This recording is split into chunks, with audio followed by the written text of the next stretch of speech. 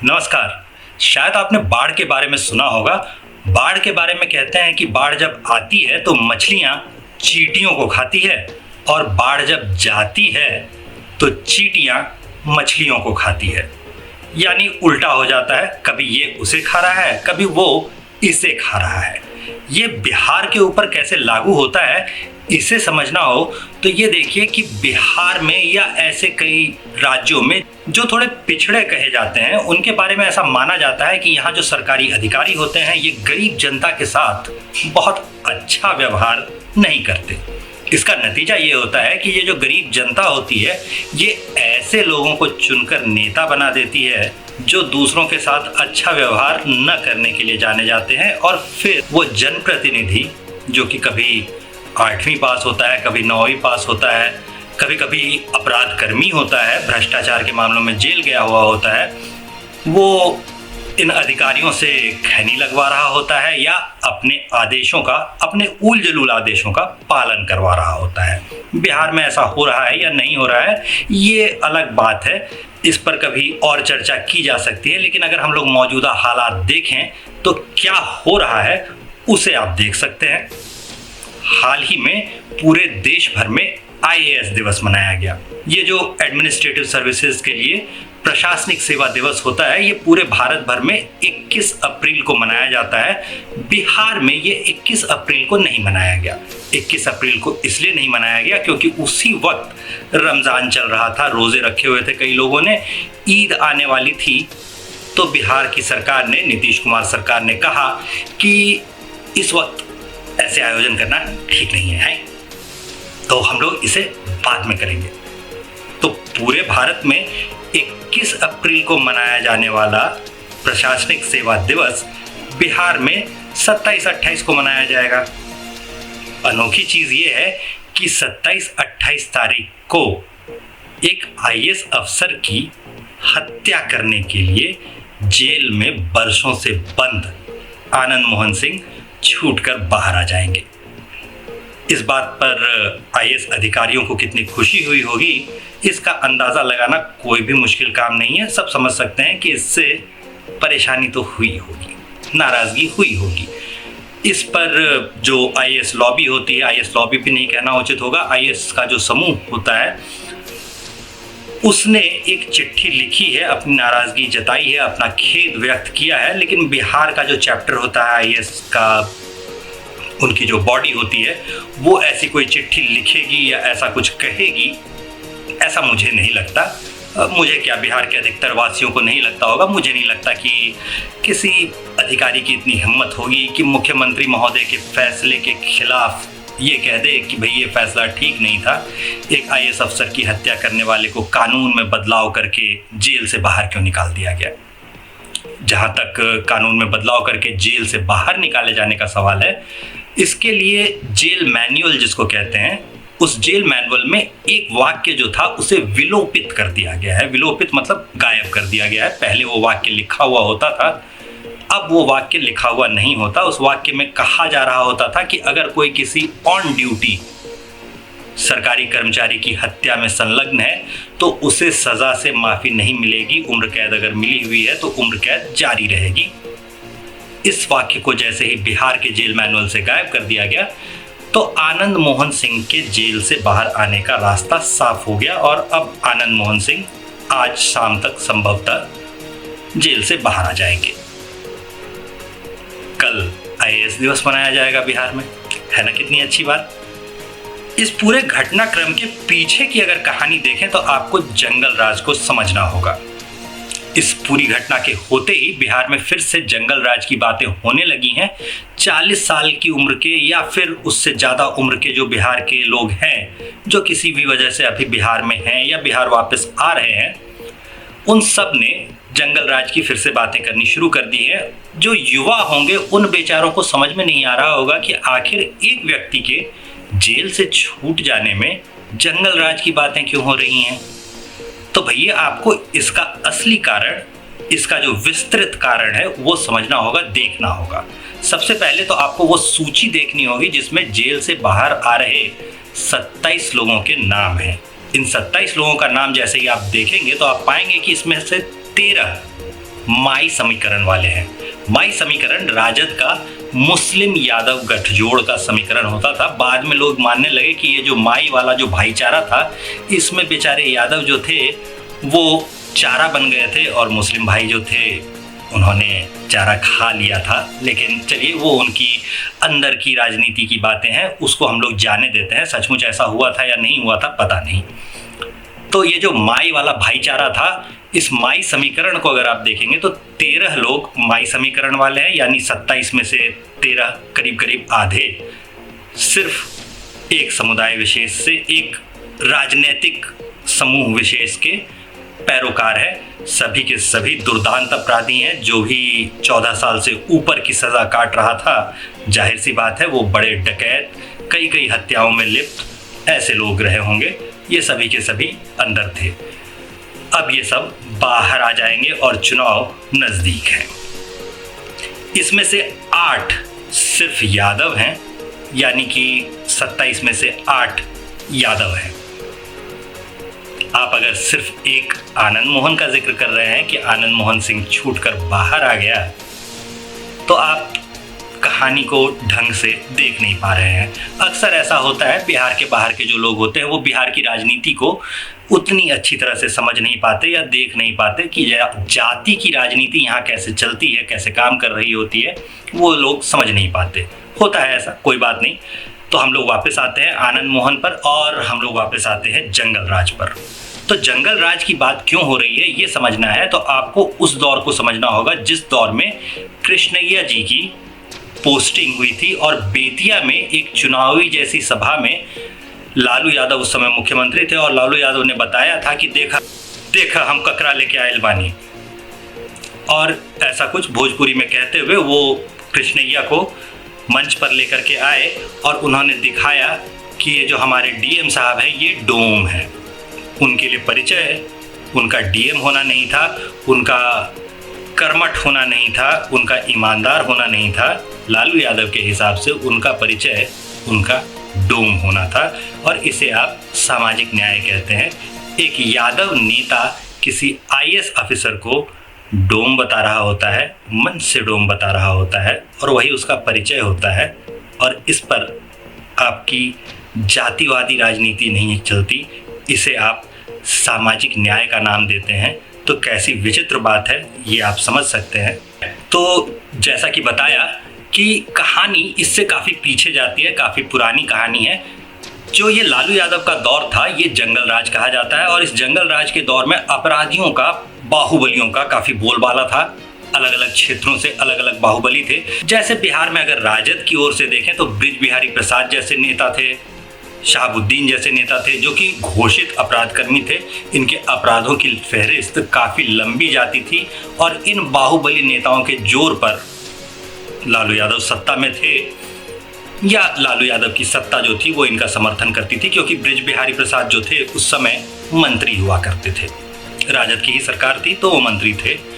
इस दौरान हुआ क्या कि आनंद मोहन सिंह जो कि विरोधी माने जाते थे यादव गुट के, उनकी लड़ाई अक्सर पप्पू यादव, राजेश रंजन उर्फ पप्पू यादव से चल रही होती थी। दोनों पक्षों में कई बार गोलीबारी हुई है और कई लोग मारे भी गए थे।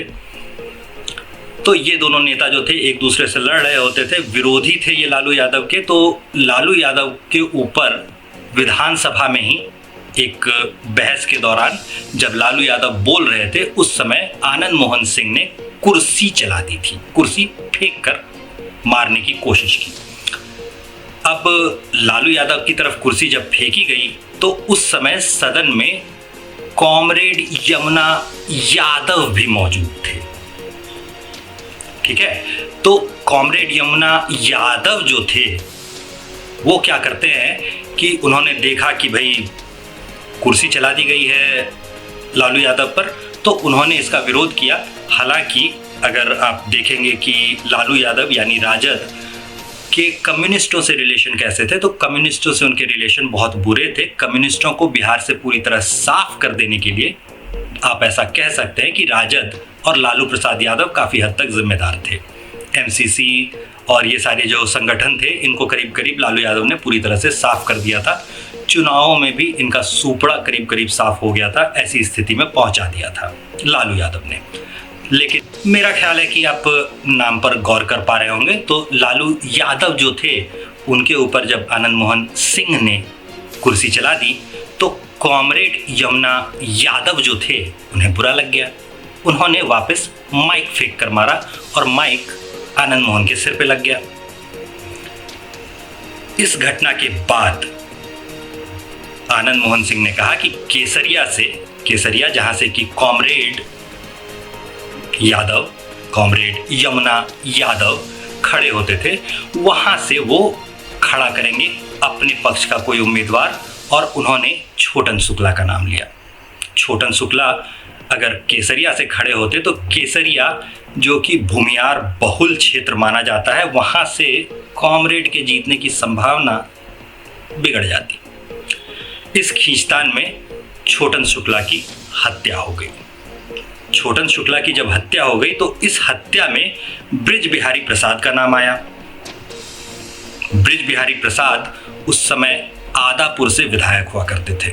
जब छोटन शुक्ला की हत्या हो गई तो जमकर इसका विरोध हुआ। मुजफ्फरपुर में जमकर हंगामा हुआ, और मुजफ्फरपुर में जब हंगामा हो रहा था उसी वक्त शिवहर में एक रैली को आनंद मोहन सिंह लीड कर रहे थे, और आनंद मोहन सिंह जिस रैली को लीड कर रहे थे उसी रैली के दौरान पीट कर डीएम कृष्णैया की हत्या हो गई थी।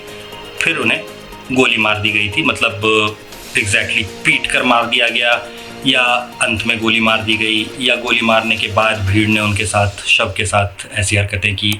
ये पक्का कहा नहीं जा सकता। जो भी हो, आनंद मोहन उस रैली में मौजूद थे और उन पर आरोप लगा कि भीड़ को यही उकसा रहे थे। खुद उन्होंने पीटा था ऐसा आरोप नहीं लगा, लेकिन भीड़ को उकसा रहे थे। यही भीड़ को इन्होंने ही इस किस्म के उपद्रव के लिए, हत्या के लिए उकसाया, ऐसा मानते हुए उन्हें जेल में बंद किया गया। लंबा मुकदमा चला, काफ़ी साल मुकदमा चलने के बाद उन्हें सज़ा भी हुई।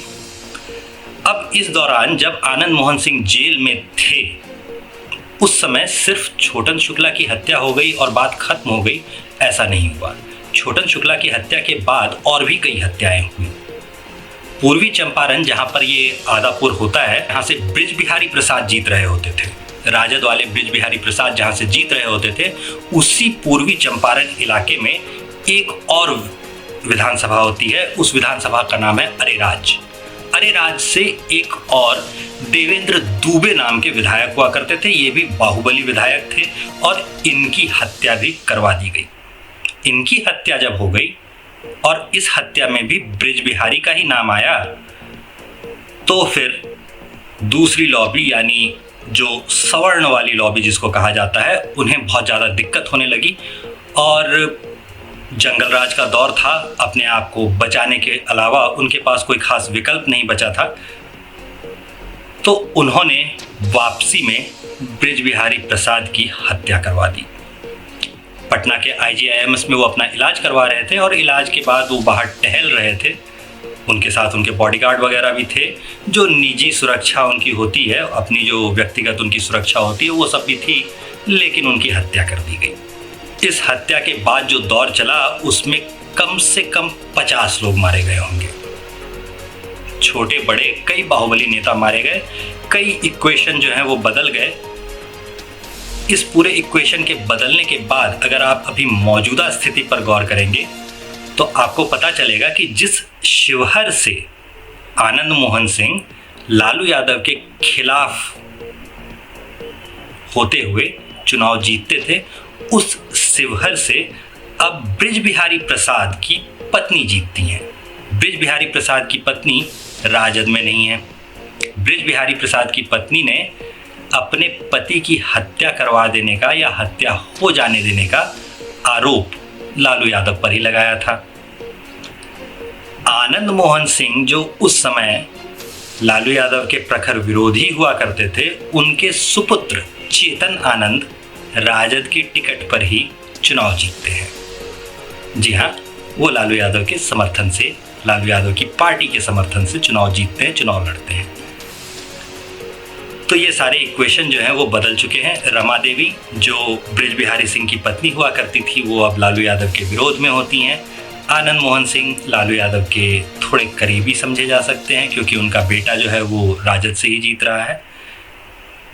इसके अलावा अगर आप और देखेंगे कि पप्पू यादव जो उस समय में जंगल राज के दौर में बड़े विरोधी हुआ करते थे आनंद मोहन सिंह के, उनका क्या हुआ, तो उनसे करीब करीब सभी राजनीतिक दलों ने किनारा कर रखा है। अभी हाल में पटना का जो सदाकत आश्रम है उसमें एक बैठक हुई थी, उसमें कांग्रेस का मुख्यालय है, उस मुख्यालय में इफ्तार की जो दावत हो रही थी उसमें मंच पर तेजस्वी यादव, नीतीश कुमार, इन सब के साथ पप्पू यादव भी नज़र आए थे।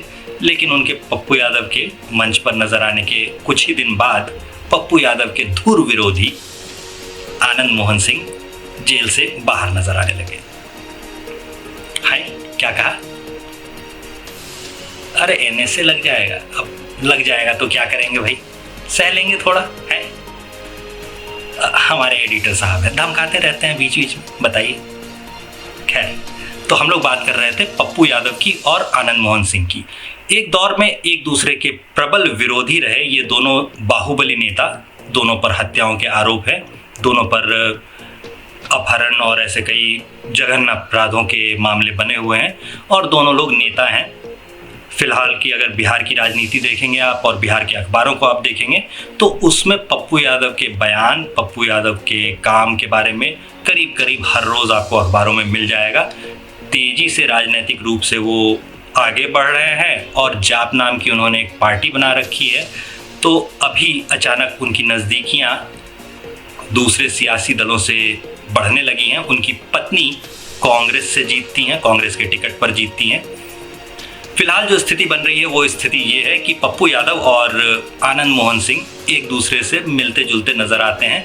पप्पू यादव हाल में ही आनंद मोहन सिंह के परिवार में कई शादियों में शामिल होते नजर आए, बेटे की शादी में भी नजर आए। एडिटर साहब, आपके पास वीडियो है तो दिखा दीजिए जरा। हाँ।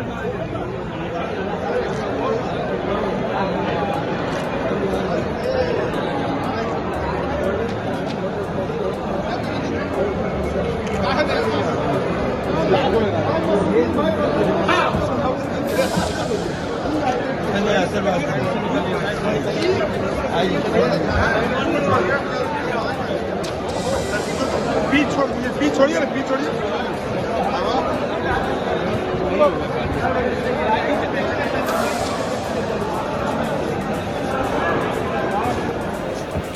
तो एक दूसरे के गले में बाहें डाले हुए कैसे ये लोग साथ साथ चलते नजर आते हैं, ये आप देख सकते हैं। हंसते मुस्कुराते सभी साथ में तस्वीरें ले रहे हैं।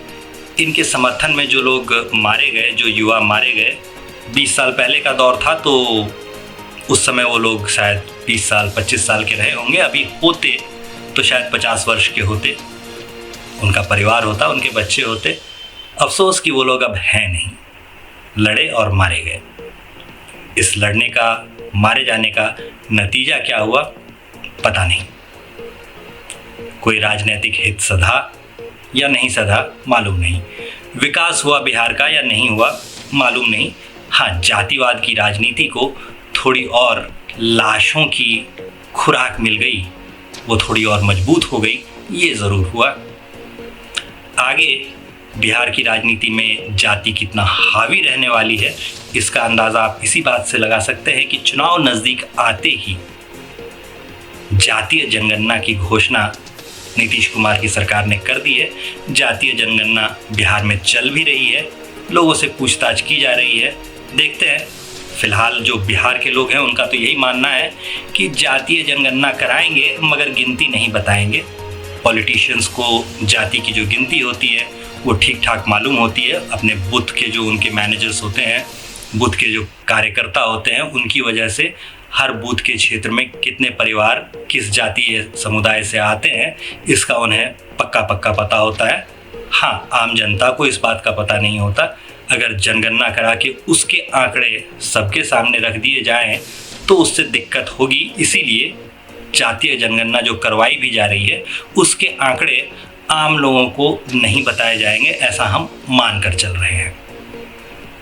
जाति की ये राजनीति बिहार में आगे कैसी करवटें लेंगी और क्या क्या नए मोड़ आएंगे और चुनाव में हमें और क्या क्या देखने को मिलेगा, ये हम लोग आगे देखते हैं। फिलहाल तो ये मानकर चलिए कि बिहार में बहार है और अपराध मुक्त राजनीति की जो बातें नीतीश कुमार किया करते थे वो अब इतिहास की बातें हो चुकी हैं। इंतजार कीजिए, बिहार में जंगल राज शायद दोबारा दस्तक दे ही दे। धन्यवाद।